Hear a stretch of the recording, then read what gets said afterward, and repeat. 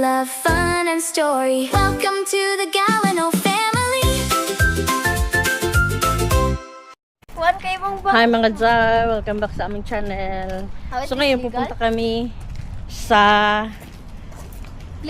Lippulaiva sa isang mall.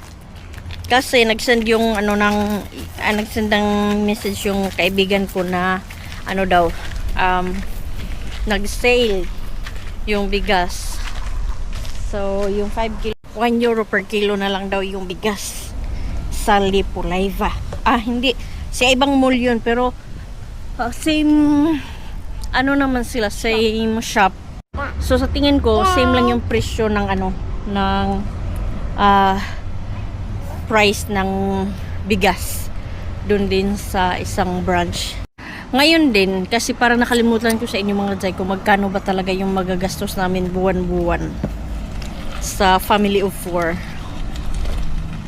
Especially ngayon na may sasakyan na kami. So, let's marites kung kaya ba yung 100. Kasi nung nakaraan, nabalita sa Pinas na parang 90,000 ata yun. Sahod dito sa Finland.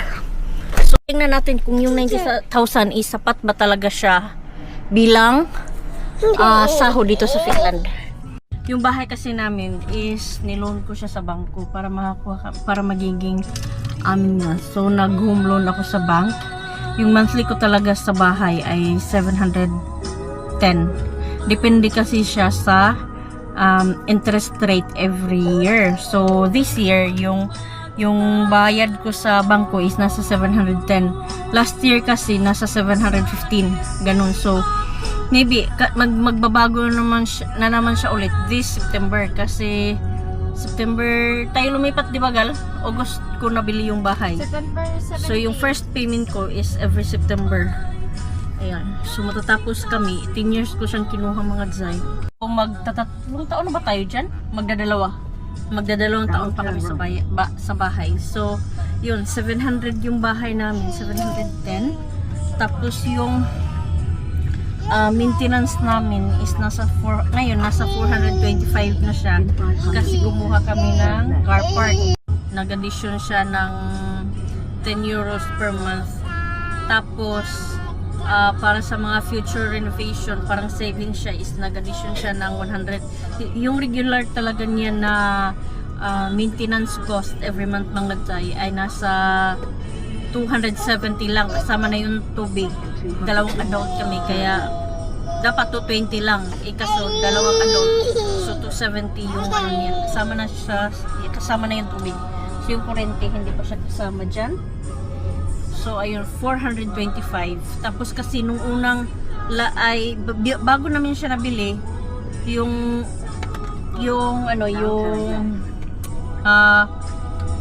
elevator ba, ni-renovate kasi yung elevator mga Zay. Nagbayad kami ng yung unang may-ari pa around 4,000, pero ngayon yung balance namin is nasa 2,000 na lang, kaya dinagdag siya dun sa monthly cost ng apartment namin. At saka yung main door ni-renovate din yan, so kaya siya umabot ng 425 yung Pero pag wala nang utang, pag nabayaran namin yung lahat, yung normal lang talaga is 270 euros per month. Kasama na yung tubig dun. Yun. So, yung yung bills namin sa internet, sa cellphone namin, at saka internet namin sa bahay. This month, nagbilling yung DNA sa amin ng mga 65. Plus 20 sa anak ko. So nagbabayad kami ng 85 euros a month para dun sa namin, sa internet, sa cellphone. Tapos so magkano yung monthly natin? Usually yung kuryente namin is 35 euros a month. Kaso lang lumipat kami ngayon. Yung natatanggap lang ni Mr. Magkano yung natanggap mo this month, gal? First 19. First daw 19 euros. Tapos yung second pagbalik natin 16. Pero hindi kasi kasama yung Corona dito hindi pa siya kasama yung Corona. Basta dalawang billing kasi yung sa kuryente dito mga Zay. Sa distributor at saka sa ewan ko. Anong tawag sa Fortum yung Karuna, yung distributor. Yung Fortum, anong tawag doon? Parang sila yung middleman. Parang sila yung middleman na sila yung nagkukunik yung kung anong tawag doon. So parang for example sa amin kasi parang example sa Meralco, yun yung yung Meralco sila yung nagsusupply ba yun ng kuryente. Pero yung another bayad dun kung saan sila kumukuha ng kuryente. Dati kasi mga Jai sa amin is iniisa lang yung bayad kaya alam ko is 35-40 yung bayad namin every month or 30. Ganun lang, hindi siya lalagpas ng 40. Tapos ngayon siniparate kasi siya. Kailangan pa namin mag-request. Tapos bayad namin sa ako kasi semester yung ngayon semester yung gumagamit sa sasakyan. So paggabi kinukuha niya ako. Yung binabayad ko ngayon sa bus ticket kasi seasonal yung hindi multi-journey yung kinuhang ticket. 20 tickets na sa mga 55 ata, nakalimutan ko kung magkano siya. So 50 plus euro, ilagay na lang natin na 55 kasi it's either 53 or 58, nakalimutan ko siya mga Jai. So ilagay na lang natin na 55 euros yung bayad ko monthly sa ticket. Tapos si Mister, siya naman yung sagot sa gasolina. So ilan na yung pagkano na yung nagastos mo dito sa gasolina, gal? Simula ng natin, pagkakuha ng sasakyan. First is 50. 50, tapos 20, tapos 40. 50, 20, 40. Oo, 110. So 110 na yung nagastos niya mga Jai. Hindi pa kami nag-iisang buwan dito sa sasakyan. Lagi kasi namin full tank. Oo, sa bagay din. Naka full tank kasi siya palagi. So pag aabot na siya ng kalahati, Full tank pa naman. oo, naggagas na si Mister.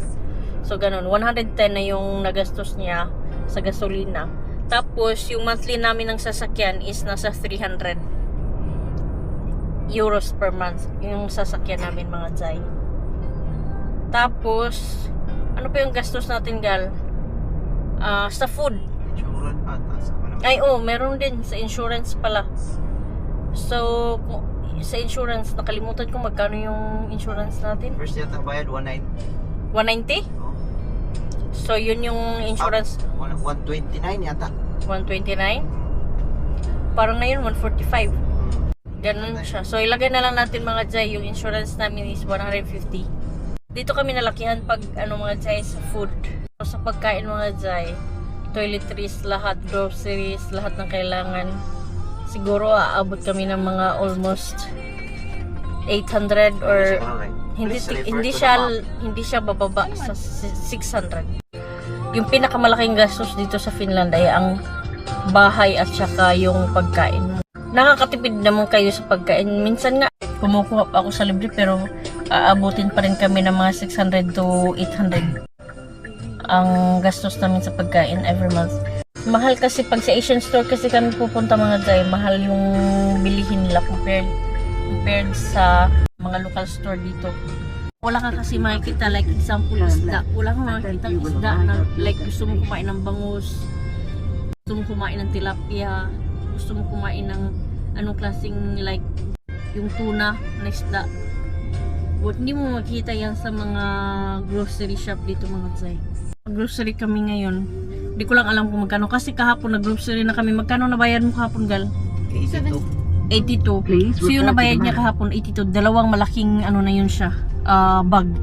Pag dun sa Asian store kami bibili mga Jai, lang yun. Maliit lang siya na shopping bag. Kaabot na siya ng ganong presyuhan. Yung alam mo yung pang lang plastic bag. Yung kahapon yung malaking bag yung namin, yung dala namin kasi kumuha din kami ng maraming bigas. Kaso yung bigas na mura lang kasi mga Jai, hindi siya masyadong masarap. Mahirap siyang pagbahaw kasi is masakit, matigas ba? So ayan, dito na kami. Akit kami sa taas. Dito tayo sa groceries. Automatic ba? Umi sabi. Grocery kami mga Jai. Ano man? Ay, wala. Hindi. Kuha man dito. Bato na lang kuan anak. Tulog. Yun yung problema ko dito mga Jai. Kaya minsan yung vlog ko hindi natapos-tapos kasi itong isa laging umiiyak. Butang ni mo dia? Sakay. Patesting. Testing sa kanya. Strawberries, yan na love strawberry. Actually, She like it? pagkaon na ko siya at dili siya kanang kaon siya duha kay gihatag mo na siya isa. Yung pag-abot na yun wala. Pag-abot na yun wala na dayon. Gusto ko dayon siya. Duha ako. Ikaw to. Oh, sige, come on. Pag strawberries.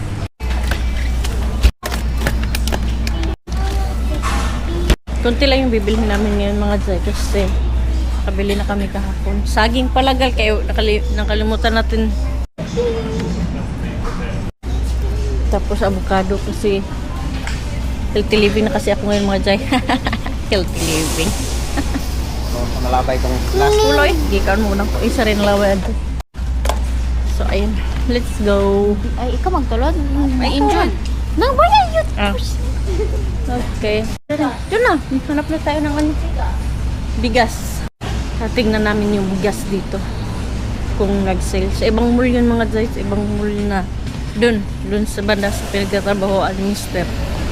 Kaso hindi kasi kami dito na kapunta na matagal na. Kaya gusto namin na dito namin tingnan. Ha? Ay, wipes. Hindi, parang nandito yun bandagal. Dito. Ito. Hanapin natin yung bigas. Wala. Walang bigas. Wala dito. Adto yung tag-isa umina. Wala. Tingnan natin sa kabila. Wala nga dito. So, nasa kabila lang yun mga dyan. Nasa kabilang mall. Akala kasi namin, same lang. Nag-sale din sila dito. Wala man kasi wala din silang stock. So wala silang isi-sale. Siguro nag-sale sila kaso lang ubos na. So yan, bayaran na namin mga hindi namin nakita yung bigas. Wala silang stock. Iskan.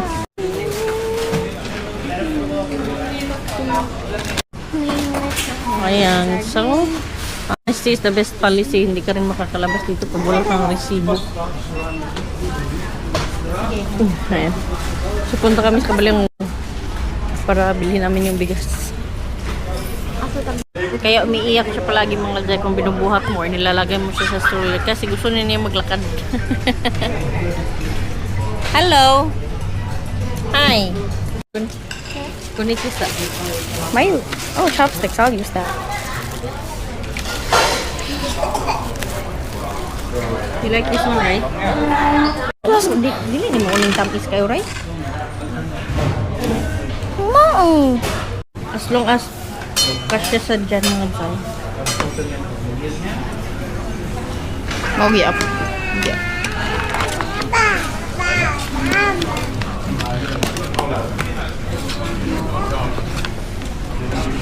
See? So, lipat na kami sa ibang ano nga Jai. Sa isang mall. Sa ibang mall kasi kailangan namin bilhin yung bigas. Mahal kasi yun siya mga Jai kung hindi nag-sale. Ngayon kasi nasa for something lang, mga 5 euro. So kung hindi siya naka-sale, nasa ano siya, 8 euros. 8 euros ba yun, gal? Akadtong kuan, bugas? Hindi naka-sale? 10. So 50% discount pa lang mga Jai. 50% discount. So That where are way. we going? This time? Yes, that way. Fake news mga Jai. Fake news. Hindi pala dito, hindi din dun sa kabila. Hindi namin alam kung saan yung sale. Minessage lang kasi kami ng kaibigan ko na meron daw sale yung bigas. So, hindi pa rin namin binili kasi mahal siya mga Jai compared sa binibili namin na 47 cents lang. Tapos itong nag-sale daw is 1 euro per kilo na lang. Pag hindi kasi siya sale, nasa almost 2 euros. So yung 5 kilos nasa 9 euro something. 5 kilos lang yun siya mga Jai. Pero yung mga binibili namin is 4.7 euros lang siya kung 10 kilo yung bibili namin. Kaya hindi ko pa rin siya, hindi ko na siya binili. Pero okay lang guys kasi 4.7. we still got bread. Oh, pag 10 kilo. We still got bread, guys, so okay lang yun. 2 packs of bread. And then I'm not feeling well. Para ako nahihilo na hindi ko alam. Nanlalamig ako. So, Oh, wait. You're uwi cold. kami ng bahay na ano, Look at that. It's so pretty. The earth is so pretty. pulolo eh. Nagutom pa So yun mga day, yun lang yung chika ko for today. Hindi ko alam kung magkano na yung total. So, like bahay pa lang namin mga day is 50,000, 49,000 na siya per month. 49,000 siya a month kasi lagyan natin na 50,000 a month yung binabayaran ko sa bahay. Bahay pa lang yun siya mga day. Bayad ko sa maintenance. Kasi pag-uupa ka din, yung bahay namin mga jay, pag-uupahan mo yun siya mga jay, aabot din siya sa 70,000 ang upa niya kung uupa ka. So, yun sa amin is nakamura kami kasi binili namin siya, but meron din kaming binabayaran na maintenance fee na aabot ng almost 25,000 a month. So 50,000 na bahay plus 25,000 na maintenance fee, 75,000 a month na yung gastos namin sa bahay pa. Tapos pagkain namin na aabot din ng 50,000 a month. So 100, pagkano na siya mga jay, 125,000 na a month. Yung sahod mo, yung binalita nila na aabot ng 100,000. Siguro kung ikaw lang mga jay, yung nandito, hindi mo kasama pamilya mo. Kasi yung required dito, mga ganong presyuhan yung required dito, at least na kikita ka ng 100,000 naman. Pag ikaw lang mag-isa dito mga jay, hindi kasama yung pamilya mo, siguro sapat siya para sa'yo. Kasi sa akin dati, bahay ko is 30,000 lang. Yes, 35,000. Lagyan natin 30,000. Yung bahay ko dati hindi pa sila nakarating dito sa Finland. Pero ngayon, sobrang kulang. 125,000 ng mga dyan, pagkain lang, tsaka ano yun, bahay. So, yun mga jay. Yun yung gastos namin sa Finland. So, in my opinion, kasya naman yung 100,000 kung ikaw lang mag-isa, pero pagkasama mo yung pamilya mo, mahirap siyang mahirap siyang i-budget yung 100,000 mo na sahod. Kasi, meron pang tax. Kukunan pa yung sahod mo ng tax. It depends kung magkano yung income mo. So, budget lang. Pero pag gusto mo kasing mamuhay ng komportable, huwag mo talagang tipirin yung sarili mo, yung pamilya mo, huwag mo tipirin. Kaya minsan, ganun, napapagastos kami lalo na sa pagkain. Ayan, hindi pa kasali doon mga jay, yung mga gala-gala, kung gusto nyo pumunta kung saan-saan. Ayan, so malaki talaga yung gastos mga jay. Yun lang yung yung feeling sa yung mga tao sa Pinas na akala nila is na yung buhay na ng mga nasa abroad, nasa Ghana na. Pero yung totoo talaga is enough lang sa pamilya, may maipon kunti, ganun lang, pero hindi talaga siya sobra-sobra yung sahod. Pero okay na din yung sahod. So ngayon kasi sa amin, kami dalawang mag-asawa, 700, 800, 1.5 na yung bahay, pagkain, tapos 1.5 na 1.9 kasama na yung maintenance fee. So aabot kami sa mga 2,200 a month na gastusin to 2,500 a month na gastusin. So magkano yun siya sa Pinas? Ngayon kung i-search nyo, yung euro ngayon is 70 euros na per 70 pesos ang 1 euro.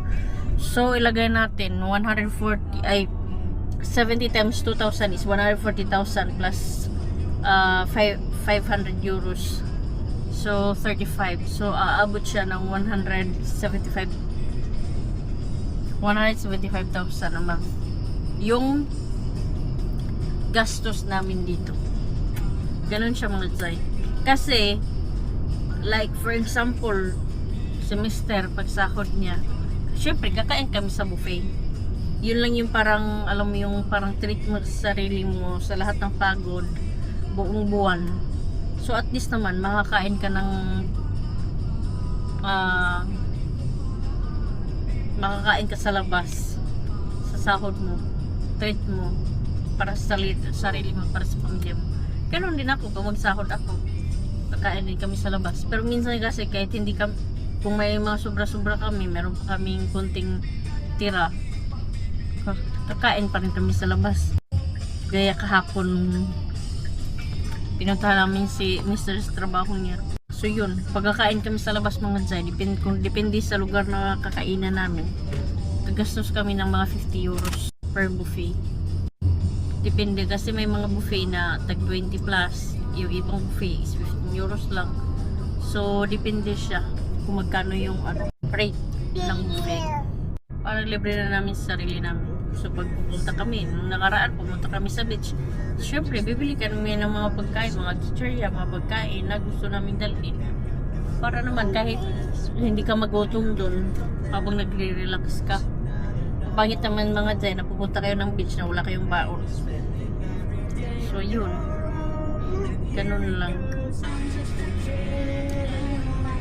Kung dati, kung ako lang isa mga Zay, makakaipon talaga kami ng malaki kasi kunti lang yung gastos ko. Hindi naman ako palagi nagluluto sa bahay, pero ngayon kasi kailangan mo magluto sa pamilya mo. At hindi mo rin dapat natipirin yung sarili mo mga Zay kasi tawan natin yung puhunan natin, tapos tipirin natin sa pagkain, di ba?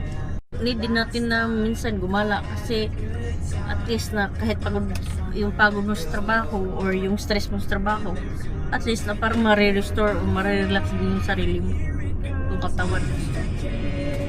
So ganun siya, give and take. Ayan. Ginamit mo yung katawan mo sa pagtatrabaho, katawan yung puhunan mo. So bigyan mo rin ng reward yung katawan mo na mag-relax, kumain ng masarap. Sinabi nila na 100,000 pesos na sahod a month, enough ba?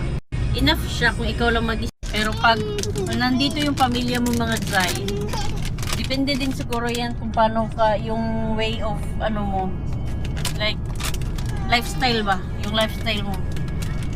Pero pag nandito yung pamilya mo mga Zay, mahirap talaga siya. Hindi siya sapat na sahod para sa may mga pamilyang tao na dito sa Finland. Kulang. Masasabi ko talaga na kulang. So yun lang and we're going home na. Thank you so much mga Zay for watching. At saka kung may mga tanong-tanong pa kayo mga Zay, ngayon naisipan ko na siguro next kong i-vlog is yung mga realidad about dito sa Finland. Kung worth it pa ba na pumunta dito magtrabaho, worth it pa ba na pumunta dito para mag-aral. Ganun na yung siguro i-content ko. So kung may mga comment kayo or may mga tanong kayo, huwag kayong mahiyang mag-comment mga Zay or mag-message sa Facebook page namin, The Galono Family in Finland.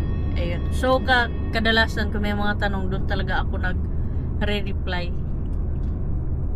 Kasi nagno-notify siya sa sa phone ko kung may nag-message. So have a nice day at saka huwag niyo kalimutan na i-follow at mag-subscribe sa ating YouTube channel at mag-follow sa ating Facebook at saka TikTok account. So bye mga Zay. Thanks for watching today. Bye-bye. The Galono Family Way. Pabayar yan yan. See you in the next vlog. Bye-bye.